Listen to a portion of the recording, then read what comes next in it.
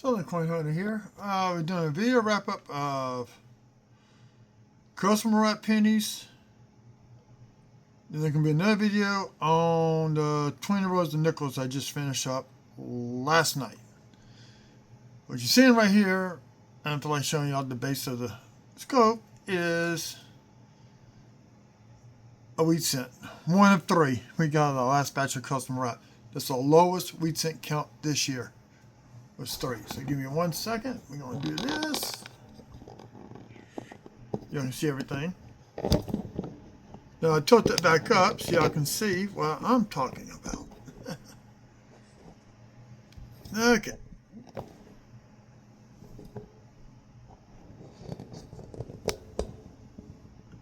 Okay. Some lights on the subject. Here we go. Lights. I did this to keep the glare off the computer screen.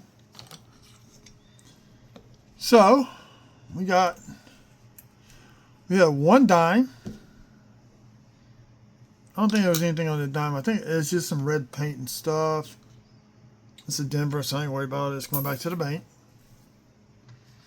So we have 3 wheats. 1 nice Canadian cent. I think this was a 2001. Double check it. Easier if I just scope it while I'm talking about it. Yep, 2001. Which already got one in the book. We have 5 on the LPs 1 through 4. We had 5 of the birth, early childhood, 3 of the formative, 3 when he was a state senator, state of Illinois, and 2 presidential coins, which one's very, very nice. Okay. 2 spike heads here. These are die cracks, but one of those is also a spike head at the same time. Let's do the spike heads first. So I'll bring y'all back up. And I'll show you the dates of the Wheaties. Because I don't remember the dates. So there's your first spike head. I think I found this while live. I don't remember. It goes from the rim to the bottom part of the right side of the W into the top part of Lincoln's head.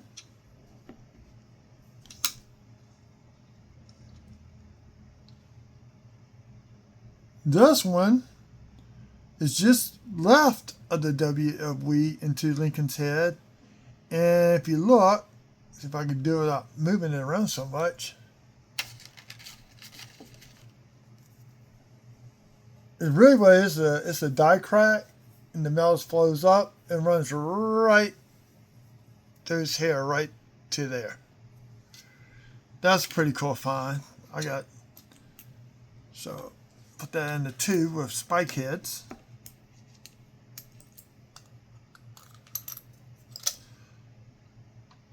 These are the ones I found since I've been back in my home once the power got restored back in April.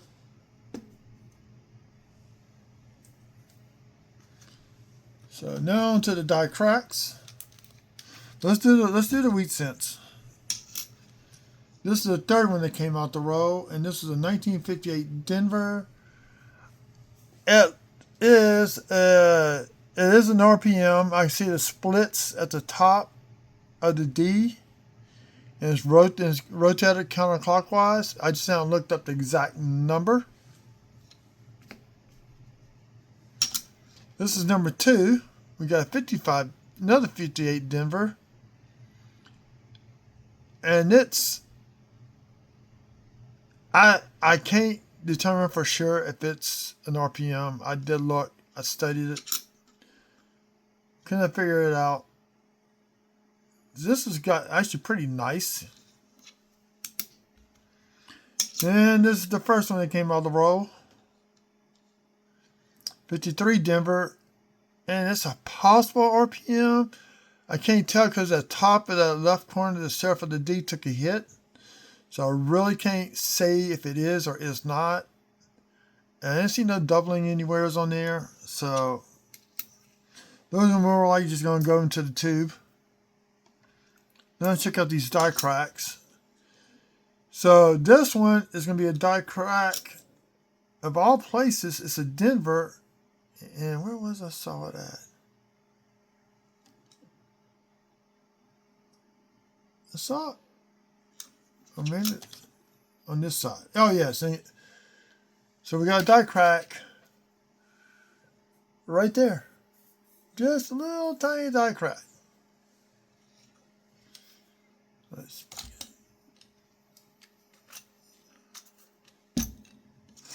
There's sometimes I do not find any at all in the rows of die cracks or spike heads. 83 Denver. And it's got the tiniest die crack. Is this side? Yeah, right there. Right below the FG at the bottom corner going to the rim.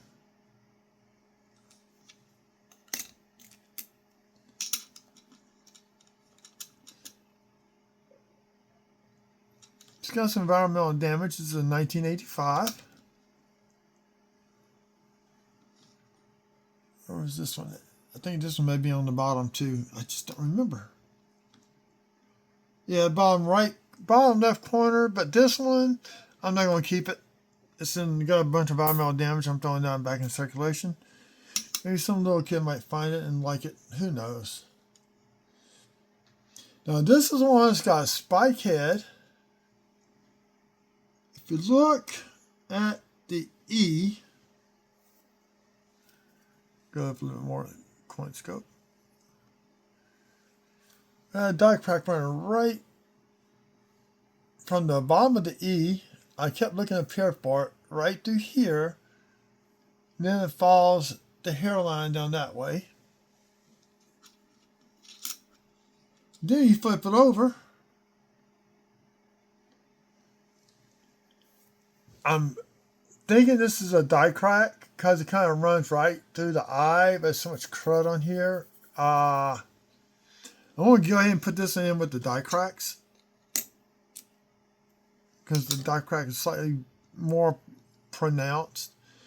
Now here's a cool one. We just got the beginning of a die crack at the top of that eye going to the rim. That's a pretty cool grays and pinks on here.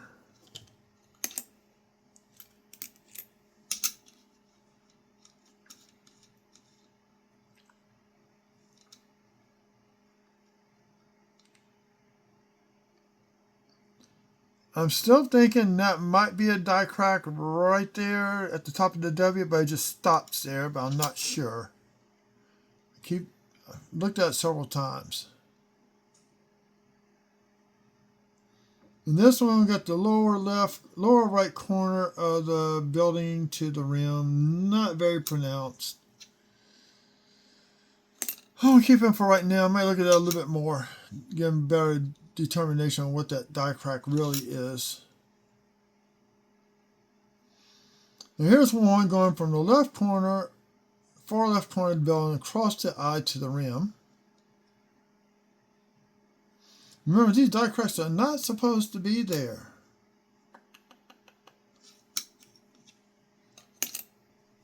And last one, I'm not going to do all the Lincoln cents from that year. This is an 83, and this guy, I think this has got a... Now, it's hard to see because of the grays.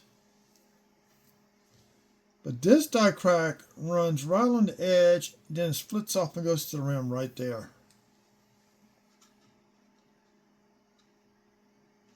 So, there we go.